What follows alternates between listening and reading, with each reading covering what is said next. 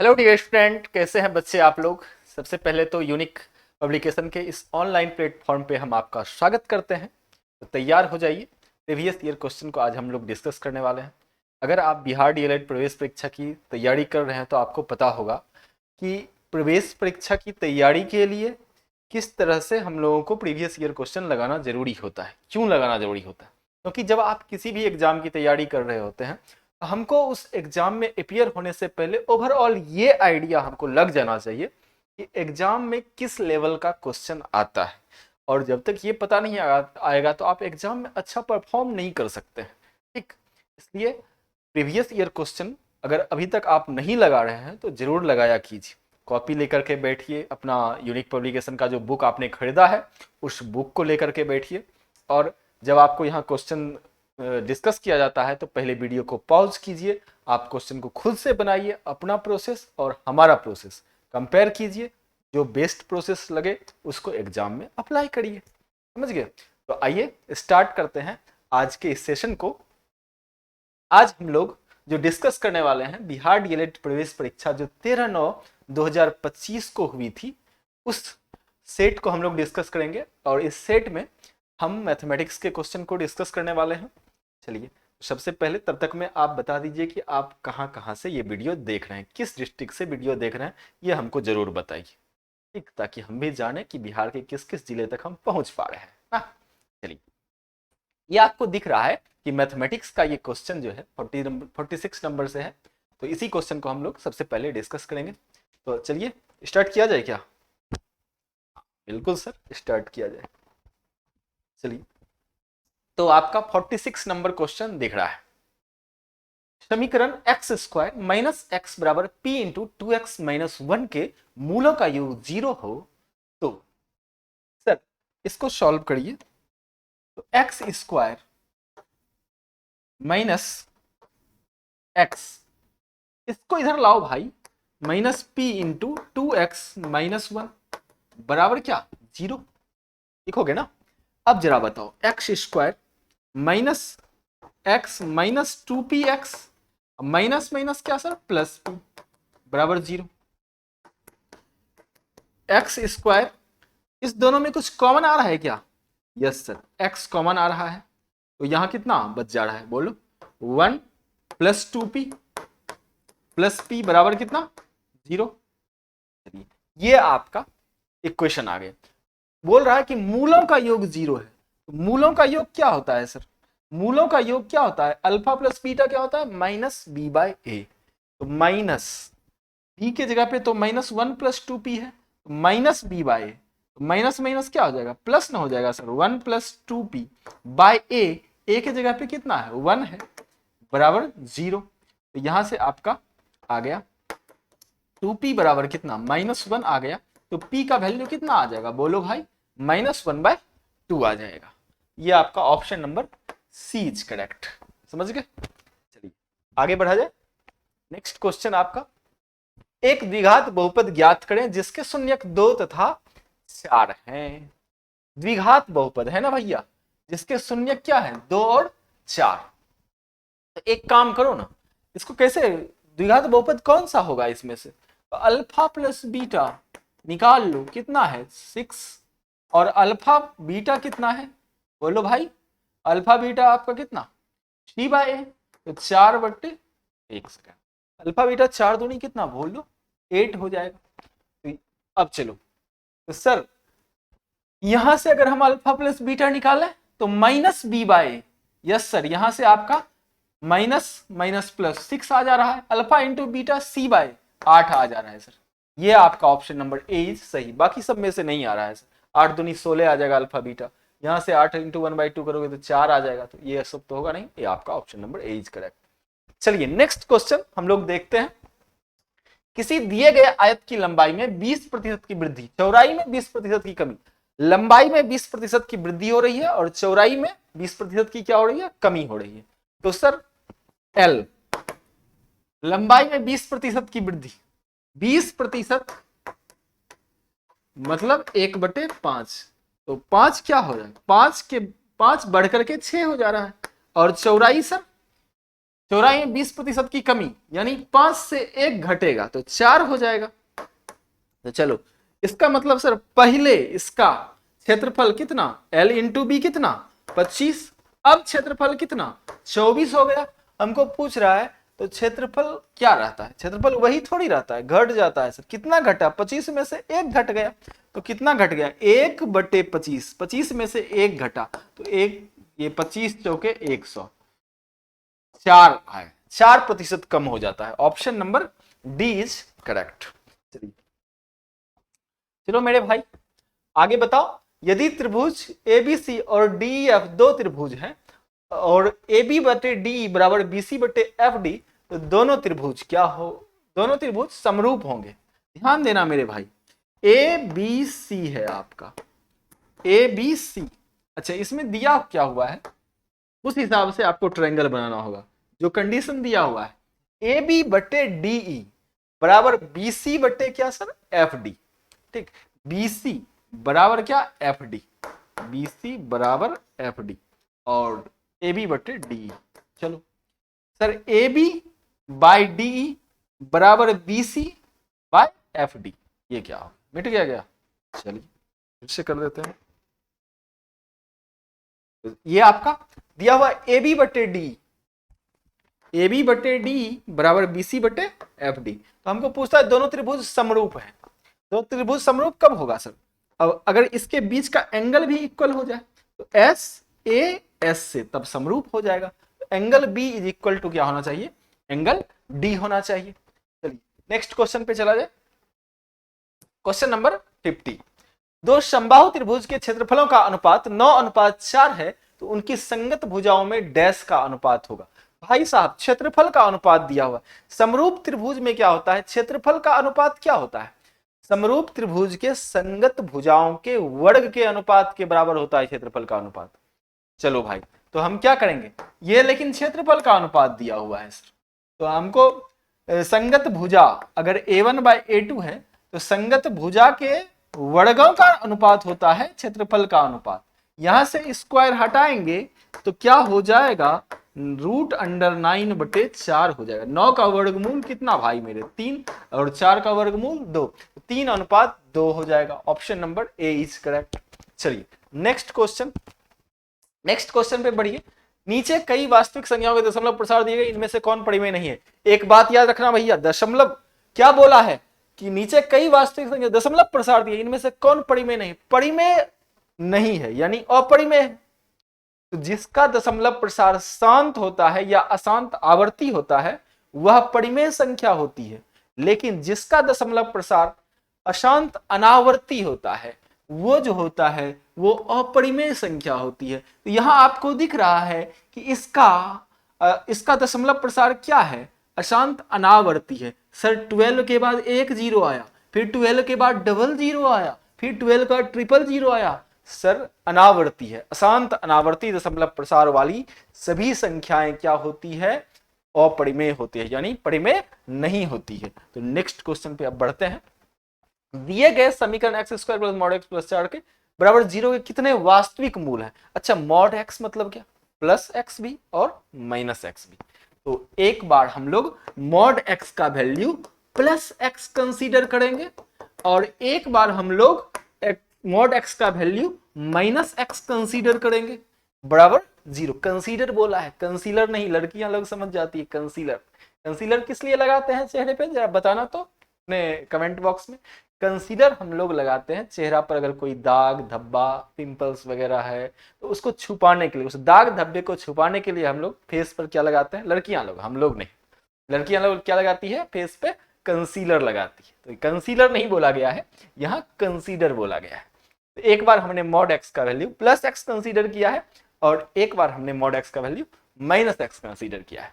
चलो भाई, तो कितने वास्तविक मूल होंगे, तो सर वास्तविक मूल जानने के लिए हम क्या करेंगे, d निकालेंगे दोनों का। सर d बराबर क्या होता है, b², 1 - 4ac, 4 × 1 × 4, तो ये आपका कितना आ गया 16, 1 - 16 बराबर कितना बोलो भाई मेरे, -15 आ गया। तो ये तो <0 आ गया, यानी सर अगर d <0 हो तो वास्तविक मूल एक भी नहीं होगा। इसमें आ जाइए, इसमें भी सर -1 का स्क्वायर, बी का स्क्वायर लिखोगे ना जी, -1 का स्क्वायर 1, -4ac, 4 4 जा 16, 4 4 जा 16, हमने यहाँ प्लस कर दिया, यहाँ जबकि होना चाहिए माइनस, तो -16 हो जाएगा।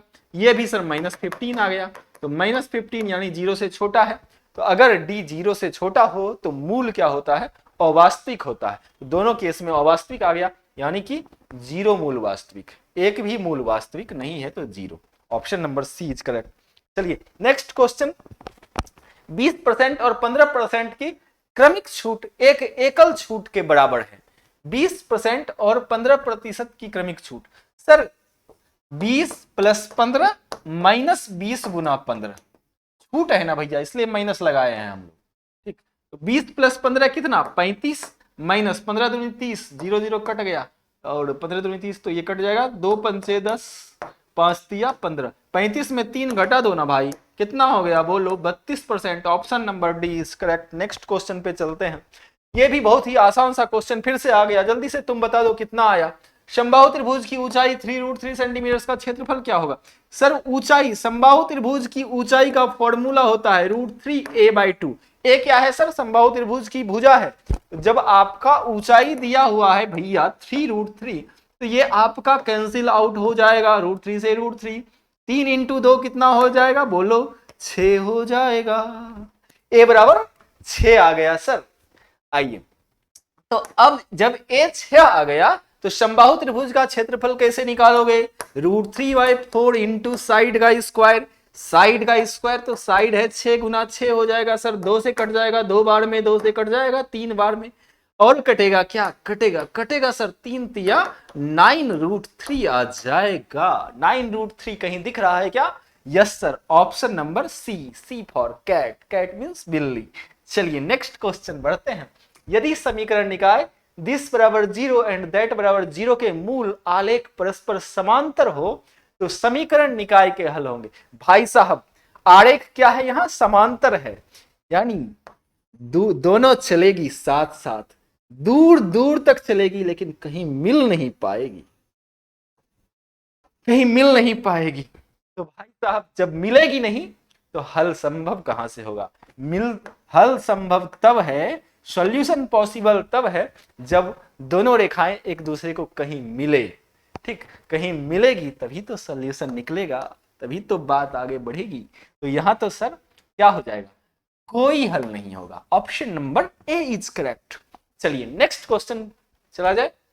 हाँ, ये थोड़ा सा देख करके भारी भड़कम क्वेश्चन देखने में लग रहा है।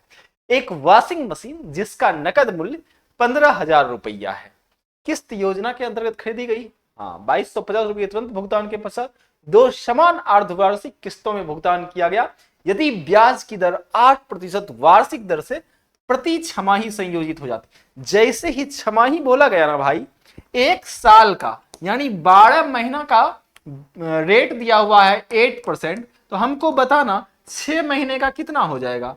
तो तुम बोलोगे कि 8/2 होता है सर, आधा हो गया ना, 12 का आधा 6, तो 8 का आधा कितना, तुम कहोगे 4% हो गया सर। अब जरा बताना हमको 4% का मतलब क्या होता है। तुम कहोगे सर 4/100 यानी 4 से 25 बार में, यानी 1/25 होता है सर। चलो अब इतनी बात समझ में आ गई। अब थोड़ा सा फिर से क्वेश्चन को एक बार पढ़ लेते हैं। सर नकद मूल्य इतना, इतना का तुरंत भुगतान यानी डाउन पेमेंट कर दिया है, डाउन पेमेंट कर दिया है, तो अब उसको कितना देना पड़ेगा। 15,000 में 2250 को माइनस कर दो, ये कितना हो जाएगा, 0 में 0 चला गया, 10 में 5 चला गया, 9 में 2 चला गया, 7, और यहाँ पे 4 में 2 चला गया, 12,750 रुपया उसको देना पड़ेगा। ठीक, अब चलो, तो 12,700 रुपया उसको देना पड़ेगा। तो अब क्या करोगे, चलो अब सर ब्याज देखो कितना, 4+1=25, पहले साल में ब्याज कितना हो जाएगा, 25 का 26 हो जाएगा सर।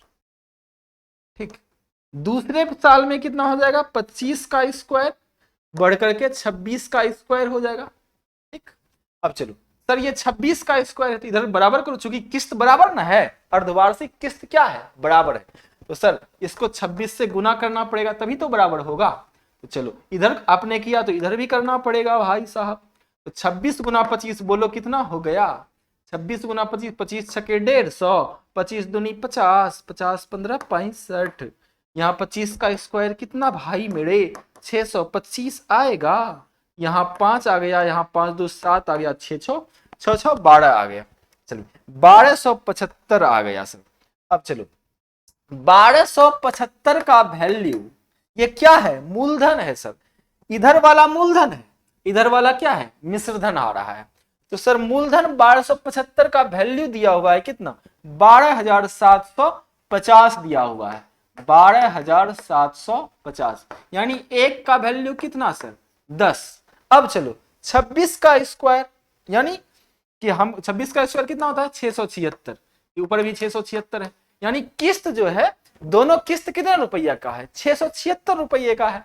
तो बोलो एक का वैल्यू 10, तो प्रत्येक किस्त का वैल्यू ही तो पूछा है सर। 676 का वैल्यू कितना हो जाएगा? 676 का वैल्यू 6760 हो जाएगा। चलिए ये आपका option number A is correct. चलिए नेक्स्ट क्वेश्चन पे चला जाए। नेक्स्ट क्वेश्चन क्या है? एक चतुर्भुज के 3 कोण 75 डिग्री, 90 डिग्री और 75 डिग्री है, चौथा कौन है? चलो भाई मेरे ये तो सिंपल है। चतुर्भुज के चारों कोण का योग कितना होता है भाई? 360 डिग्री होता है।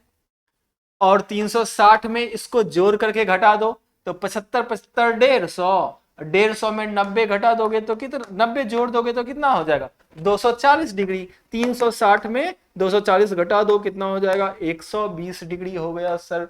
120 डिग्री। ये आपका option number D is correct. चलिए यह दिया गया है कि त्रिभुज एबीसी समरूप त्रिभुज पी क्यू आर बीसी बटे क्यू आर बराबर 1/4। तो हाँ ध्यान देना अच्छे से। लोग इसमें कंफ्यूज, लोग देखेंगे अच्छा समरूप त्रिभुज में भुजा का अनुपात दिया हुआ है, क्षेत्रफल का अनुपात पूछा है, तो 1/4 का सीधा स्क्वायर करेंगे 1/16 दिख गया ऑप्शन डी, मार करके निकल जाएंगे। लेकिन ऐसा नहीं करना है, बिल्कुल नहीं करना। सावधान हो जाइए आप लोग। सर यहाँ पे क्या दिया हुआ है? यहाँ इसका और इसका भुजा का अनुपात दिया है, लेकिन पूछ दिया क्षेत्रफल का अनुपात उल्टा। 4/1 पूछ दिया सर, इसीलिए 4 का स्क्वायर बटे 1 का स्क्वायर होगा ना एरिया का अनुपात। तो ये आपका 16/1 हो जाएगा। तो ये आपका 16 आ गया सर। सिंपल था।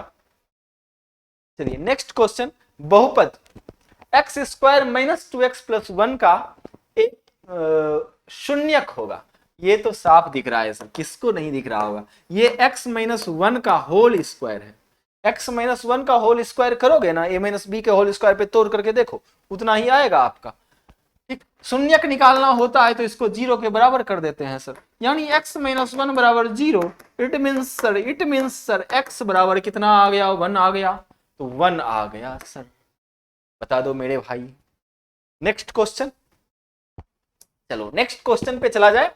a sin theta minus b cos theta बराबर 3 एवं a cos theta plus b sin theta बराबर 4, तो a square plus b square. देखो ऐसा क्वेश्चन अगर एग्जाम में आ जाए तो खुश हो जाना, एकदम चेहरे पे स्माइल तो आना ही चाहिए। नहीं आती है तो फिर गड़बड़ बात है, तब फिर हमारे साथ तुम जस्टिफिकेशन नहीं कर रहे। ठीक, आइए जैसे ये क्वेश्चन आ जाए तो खुश होना है। क्या करना है? इस इक्वेशन को स्क्वायरिंग एंड एडिंग करना है। Squaring and adding, squaring and adding, यानी सर स्क्वायर भी करेंगे एड भी करेंगे। इसको स्क्वायर करोगे तो ये आपका a square sine square theta plus b square cos square theta आएगा, प्लस माइनस हो गया ना, minus 2ab sine theta cos theta, sine theta cos theta, sine theta cos theta आ गया, प्लस फिर सर इधर a स्क्वायर यहां पे लिख लेते हैं, a square sine square theta, एक सेकेंड, a स्क्वायर क्या हो जाएगा बोलो भाई? कॉस स्क्वायर थीटा प्लस क्या? b square sine square theta और plus 2ab sine theta into cos theta. हमने ऊपर भी छोड़ा है, तुम लोग को दिख गया होगा और तुम लोग देख रहे होगे कि सर जल्दी में हर में क्या कर देते हैं, sine theta into cos theta आ गया। अब ये प्लस है ना, यहाँ पे प्लस है, तो ये बराबर कितना, 3 का स्क्वायर जोड़ 4 का स्क्वायर, 9 प्लस 16। चलो भाई अब जोड़ो इसको, sir -2ab sine theta cos theta plus 2ab, ये तो पूरा का पूरा कैंसिल हो गया। अब इसको ऐड करो, ए स्क्वायर कॉमन आएगा, sign square theta plus cos square theta क्या हो जाएगा, 1 हो जाएगा।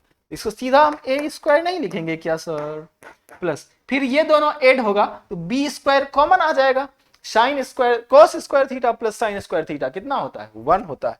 तो बी स्क्वायर बराबर कितना बोलो भाई, 9 प्लस 16 25। ये आपका A square plus B square का वैल्यू आ गया। Option number C is correct. चलिए नेक्स्ट क्वेश्चन चला जाए। 420 था 130 का मोशो। चलो ये बड़ा आसान काम है, तुम्हारे ही मेथड से बताते हैं, बचपन में तुमने जिस मेथड को अपनाया था।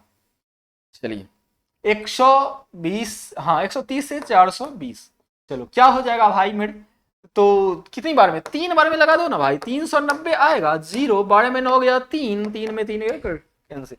चलो भाई 30 से 130 में लगेगा क्या, 30 चौके 120, यहां से बच गया 10, फिर से 30 में लगा दो, 10 दिया कितना भाई मेरे, 30 कट गया खटाखट, चलो 10 आ गया, 10। Option number A is correct, SCF आपका 10 आ गया। चलिए नेक्स्ट क्वेश्चन पे बढ़ते हैं हम लोग। यदि बिंदु ए और बी के बीच की दूरी 5 के बराबर है तो x का मान, सर दूरी सूत्र आपको पता है, x2 माइनस x1 का स्क्वायर, तो -1 -2 का square plus y2 minus y1 का स्क्वायर, यानी x प्लस 2 का स्क्वायर, इसका रूट अंडर बोलो क्या होता है, 5 5 है ना।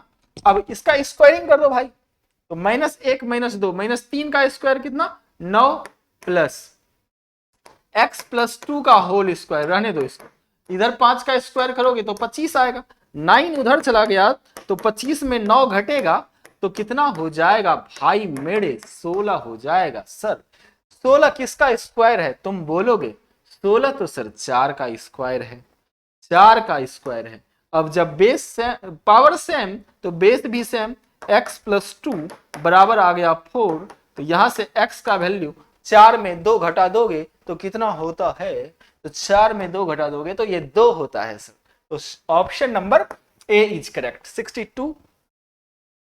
चलिए नेक्स्ट क्वेश्चन, केंद्रीय प्रवृत्ति का निम्नलिखित में से कौन सा माप चरम मूल्यों से प्रभावित, चरम मूल्य मतलब एक्सट्रीम वैल्यू से।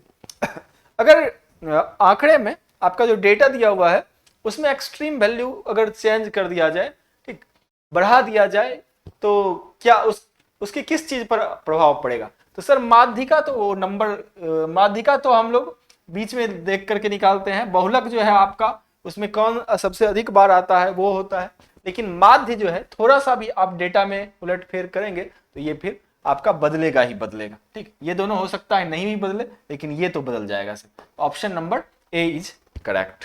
नेक्स्ट क्वेश्चन, कार्तीय तल में स्थित किसी बिंदु 5 - 4 की कोटि। अब भुज और कोटि आप लोग जानते होंगे, भुज किसको कहते हैं, किसी भी बिंदु के x निर्देशांक को भुज कहते हैं, y निर्देशांक को क्या कहते हैं, कोटि कहते हैं। तो कोटि का मान पूछा था, y निर्देशांक कितना, -4। आगे बढ़ते हैं हम लोग। नेक्स्ट क्वेश्चन, ऋतु धारा के अनुकूल 2 घंटे में 20 किलोमीटर, धारा के विपरीत 2 घंटे में 4 किलोमीटर नाव चला सकती है, शांत पानी में उसकी नाव चलाने की गति क्या है। चलो भाई हम शांत पानी में अगर नाव की चाल x बोल दें, देखो ये आपका नदी है, ये आपका क्या है भाई मेरे, नदी है, और इसमें एक प्यारी सी नाव चल रही है, प्यारी सी नाव, ये नाव चल रही है, ठीक, यहाँ पे तुम बैठे हुए हो, ऐसे करके बैठे हुए हो, ठीक, तो ये नाव चल रही है, हमने क्या किया सर, हमने इस नाव की क्या किया, शांत पानी में चाल मान लिया x, शांत पानी में चाल मान लिया x, और नदी की चाल, पानी की चाल जो है, धारा की चाल हमने मान लिया, धारा की गति y, ठीक, धारा की गति y। तो चलो भाई अगर धारा के अनुकूल चलेगा तो x प्लस वाई हो जाएगा, और धारा के विपरीत चलेगा तो क्या हो जाएगा, x माइनस वाई। समझ में आया हमने क्या क्या लिखा है सर?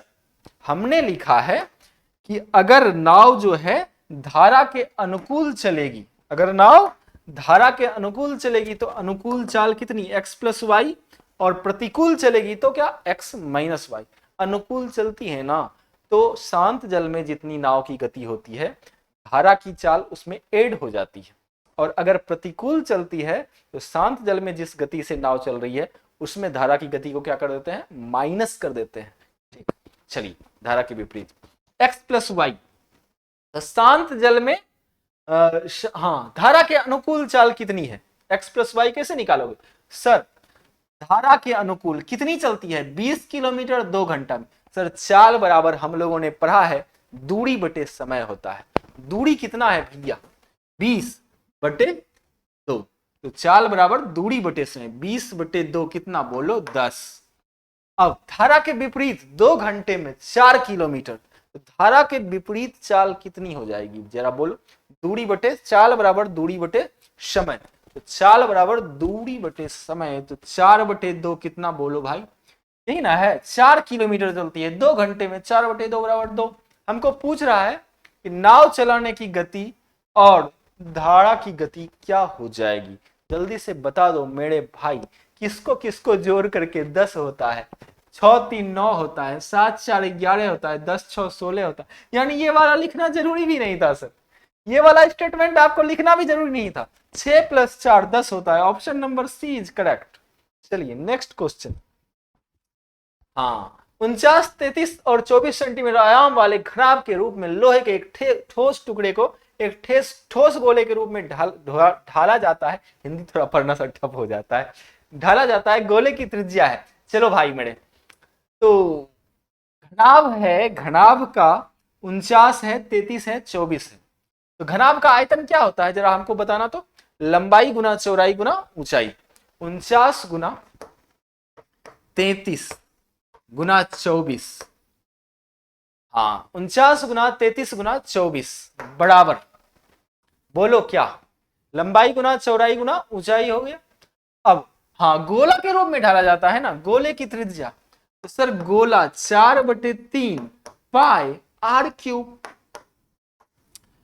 यही तो करोगे सर, और यहां पाई का वैल्यू ही रख दो ना, पाई का वैल्यू रख दो सर, पाई का वैल्यू रख दो कितना, 22/7।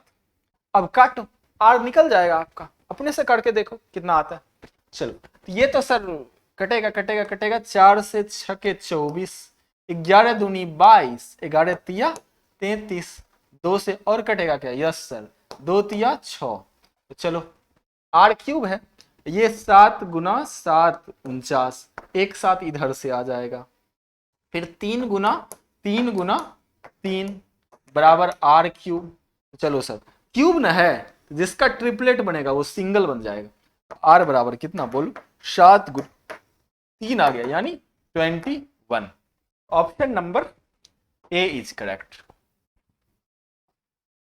चलिए नेक्स्ट क्वेश्चन, यूक्लिड के ग्रंथ द एलिमेंट में कुल कितने साध्य हैं? ये सब हिस्ट्री का सवाल है, ये हिस्ट्री पढ़ लो। यूक्लिड बाबा के ग्रंथ में कितने साध्य हैं? तो 465, जान लो, बस हो गया। नेक्स्ट क्वेश्चन, यदि 2 पासे हवा में फेंके जाए तो योग 3 आने, अच्छा 2 पासा फेंका गया है हवा में, 2 पासा फेंका गया है, लूडो खेलते हो क्या? हाँ सर लूडो तो खेलते हैं, 2 पासा, लेकिन अब पासा फेंकने की जरूरत नहीं पड़ती है, अब बस क्लिक करना पड़ता है, क्योंकि अब हम लोग मोबाइल में लूडो खेलने लगे हैं।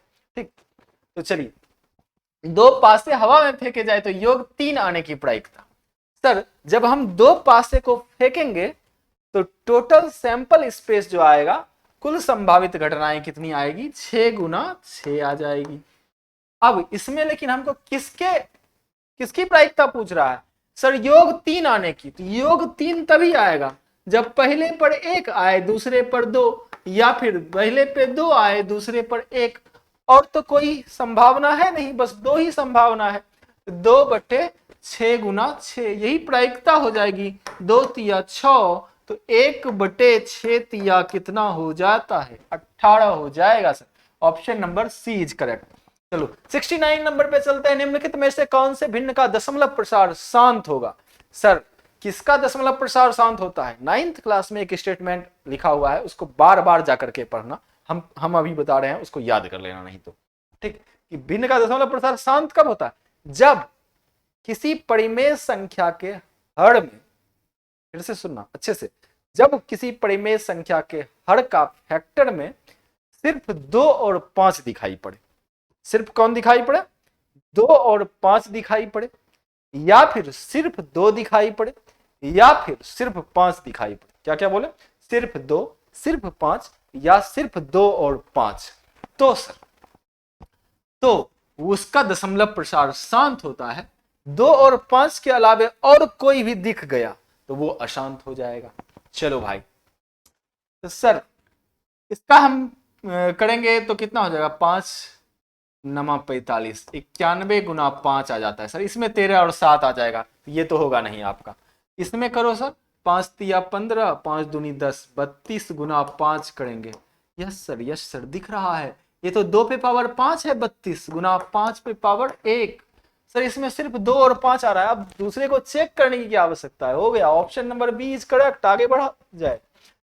आइए इस सेट का लास्ट क्वेश्चन देखते हैं। एक आयताकार हॉल की लंबाई इसकी चौड़ाई से 5 मीटर अधिक है। एल जो है आपका चौड़ाई से 5 मीटर अधिक है। यदि हॉल का क्षेत्रफल 750 मीटर स्क्वायर है, यानी एल गुना बी जो है ना सर, वो 750 मीटर स्क्वायर है, तो इसकी लंबाई क्या होगी?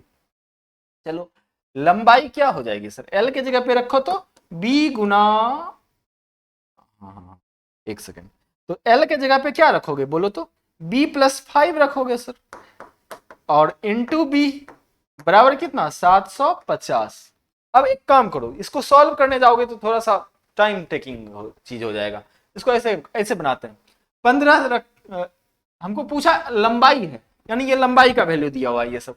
तो अगर हम लंबाई के जगह पे 15 रखेंगे तो ये 5 छोटा हो जाएगा। 15 में 5 गया 10, यानी सर ये 15 ये 10, 15 और 10 का गुणनफल 750 कैसे हो जाएगा? कभी नहीं होगा। ये आपका गलत। सर 20 रख दो तो 20 और 5 में घटाओ 15, 15 गुना 20 300, ये भी नहीं होगा। 25 रख दो तो सर 25 गुना 20 कितना? 5, ये भी नहीं होगा। 30 रख करके देख लो, यहाँ 30 रखेंगे, b प्लस 5 अगर 30 है तो b कितना हो जाएगा? 25 हो जाएगा सर। तो 25 गुना 30, हाँ सर ये 750 आ रहा है। इसका मतलब ये ऑप्शन आपका बिल्कुल ही सही है। चलिए अब ये आपका लास्ट क्वेश्चन था इस सेट का, तो काफी आसान था। आई होप कि आपको अच्छे से समझ में आया होगा। अब कुछ बच्चों का हम डाउट ले लेते हैं। कमेंट बॉक्स में अक्सर बच्चे पूछते रहते हैं कि सर एग्जाम जो होगा ऑनलाइन होगा या ऑफलाइन। तो बच्चे एक बात हमेशा याद रखिए, डीएलएड का प्रवेश परीक्षा जो होता है वो ऑनलाइन होता है। एक आपको ऑनलाइन प्रैक्टिस करनी होगी, और अगर ऑनलाइन प्रैक्टिस आप करना चाहते हैं तो यूनिक पब्लिकेशन का जो टेस्ट पास है, तो इस टेस्ट पास पे जाकर के टेस्ट पास लेकर के, जिसके पास बुक नहीं है उनको तो टेस्ट पास लेना पड़ेगा, और जिनके पास बुक है उसमें कूपन कोड दिया गया है, उसको डाल करके आप फ्री में इस पे प्रैक्टिस कर सकते हैं। तो वीडियो आपका खत्म हुआ, आप जाइए और टेस्ट लगाइए, जम करके टेस्ट लगाएंगे ताकि आपका रिजल्ट बेहतर से बेहतर हो। फिर मिलते हैं हम लोग नेक्स्ट वीडियो में।